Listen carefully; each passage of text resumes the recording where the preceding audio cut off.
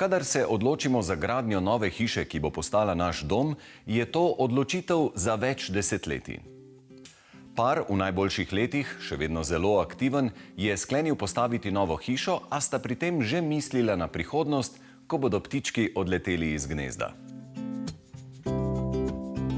Še pred nekaj desetletji smo Slovenci gradili hiše, v katerih so bila cela nadstropja namenjena našim potomcem. Zdaj mnoga nadstropja prazna samevajo. V hiši v Grosuplju so bili arhitektka in naročnika enotni, da bodo vsi ključni bivalni prostori za starše v pritličju.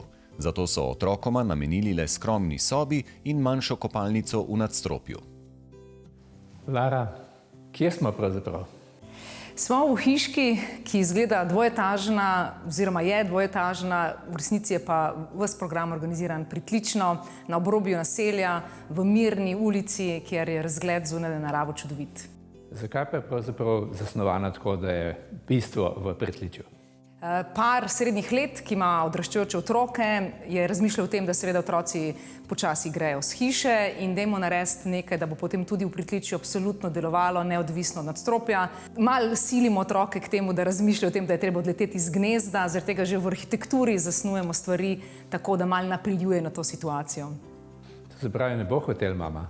Ne bo hotel mama, to je danes trikrat poudariti, tudi sobe so nalašč projektirane skromnejše, ne nudijo takega udobja, da bi se hoteli otroci predolgo zadržati. S tem namenom je treba malo živeti drugače, kot smo mogoče 20 let nazaj razmišljali. Objekt ima 250 kvadratov približno površine, večina v pritličju, v nadstropju so dodatne sobice z kopalnico in z enim sproščujočim wellness prostorom. Pritličje je v resnici obsega prvi osnovni bivalni odprti del, ki je zasnovan kuhinja jedilnica z odprtim stropom do slemena, dnevna pa malček za vogalom z običajno višino stropa, kjer je malo bolj intimen del.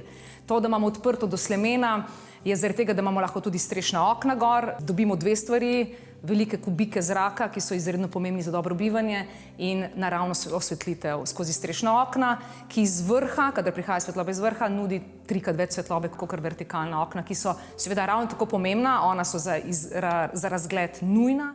In če pogledava čez ta panoramska okna, vidiva, da se pravzaprav stanovanje oziroma dom nadaljuje še ven. V vseh mojih arhitekturah velja to pravilo ven. Smo zunaj, smo zaščiteni noter, letna kuhinja je podaljšek notranje kuhinje, torej samo stopiš ven in se dogaja zunaj. Sploh s klimatskimi spremembami izgleda, da bomo čedalje več časa zunaj in morda nekaj manj noter. V pritličju imamo potem razen tega osnovnega dela še delovno sobo, ki služi za računalnik in te zadeve, en majhen, mal poseben toaletni prostor, WC je res majhen, ampak tak mal cukrček, tehnični prostor, kjer je hkrati tudi pralnica, likalnica in vse to. In potem ena taka spalna suita, kot jaz rečem, kjer imaš najprej garderobo, kopalnico in na koncu spalnico. Pojdiva še po stopnicah, ki pravzaprav niso take, da bi jih kar sam prehodil, pa pozabil, majčkeno več pozornosti si jim posvetila. Ja, razmišljali smo tako, Otroci bojo šli in pravzaprav noben ne bo več kmalu hodil po teh stopnicah gor. Same zase se združijo v smislu materiala skupaj z dnevno sobo in gre parket še po stopnicah kar v omaro pod televizijo. Potem imajo na svoji steni veliko število svetil, ki jih s posebno igro postavitve uravnaš tako, da narišejo nek dizajn na steno. In na vrhu, ker je to stopnišče seveda ravno tako odprto do slemena, je strešno okno, ki vedno nudi močno osvetlitev, naravno osvetlitev za te stopnični del, ki je ponavadi lahko tudi malo neudoben ali pa je koga tudi strah zaradi teh višin in tako naprej, ampak z dobro osvetlitvijo daš človeku dober občutek varnosti. Po svetlem stopnišču se vzpnemo v gornjo etažo hiše. Ko prideš po stopnicah gor je naravnost kopalnica, levo, desno pa dve zrcalno enaki sobi, ki imata osvetlitev preko strešnih oken, ki so precej nizko spuščena, prav zaradi tega, da ima sedeč človek pogled ven, tudi ko se uči, piše, da ima stik z okolico. Pa seveda gor naprej je potem še en tak sproščujoč prostor, wellness mu pravimo. Zabavno je bilo to, da smo imeli prej en masažni bazen na prejšnji lokaciji in bi bilo fajn ga umestiti tudi sem, ampak ker je tako velik, je bilo treba to narediti predno, se je streha zaprla, tako da je bila ta zabava, kako spraviti stvar, ki je res tako velika in tako težka, v hišo skozi streho, ko še streha ni zaprta. Očitno so okna v tem domu zelo premišljeno razporejena. V tem osrednjem bivalnem prostoru so velika panoramska okna, bi človek rekel, dovolj svetlobe. Zakaj torej še strešna okna? Strešna okna imajo poseben namen. Tukaj je bivalni prostor odprt do slemena in strešna okna osvetljujejo sredinski prostor, ki ga panoramska svetloba ne zajame. S tem smo prostor naredili bolj odprt in pa bolj osvetljen in samo bivanje je sigurno bolj prijetno. Kako pa lahko zapiram ali pa odpiram nekje tako visoko okno? Zato je zdaj zelo enostavno poskrbljeno. Strešna okna vgrajena nad našim dosegom upravljamo z daljinskim upravljalcem, lahko tudi z aplikacijo preko telefona. Poskrbljeno je za varnost s tem, da ima vsako okno vgrajeno tudi senzor za dež, ki v zaznavi kapljice okno zapre. Je velikost strešnih oken pomembna? Strešna okna pač obstajajo v različnih velikostih.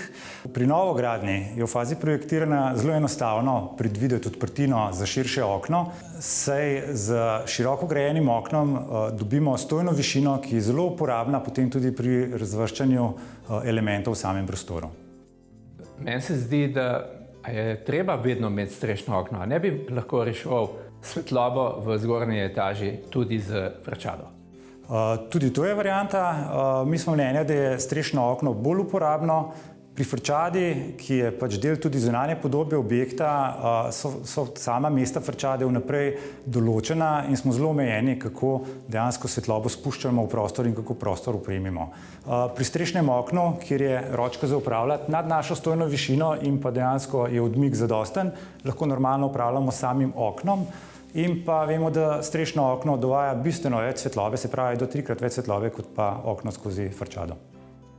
Na ogledu sem opazil eno okroglo okno, ki mu nisem znal pripisati pomena.